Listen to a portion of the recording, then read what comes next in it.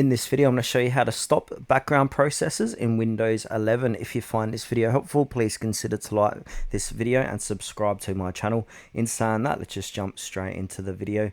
Okay, so stopping background process in Windows can help improve your performance, reduces RAM usage, and also extend your battery life. Now, the quickest way to do this is to open up Task Manager. So we can right click on the Windows icon and then click onto Task Manager.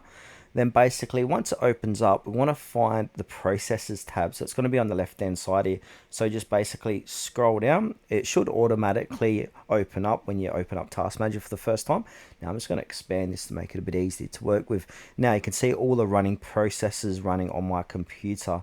Now we can click over here and see which one's using the most CPU, also the most memory, disk and network.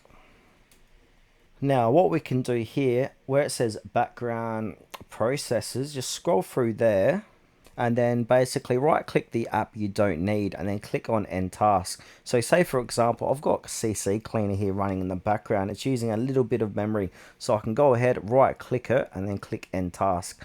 Also Canva, I don't want that at the moment, so I can right click on that and then end task. We've got more CC Cleaner, so end task, end task. So just go through and right click and end task of these background processes, but be careful of not to run your system processes. If you're not sure what it is, just do a Google search and see if it's good to close or if it's not going to interfere with your system. If you say for example, if I go ahead and end process of say this Windows module installer, that might give me some issues, or them WSL, I don't want to obviously end those tasks. So just look for your background ones. I've got more here.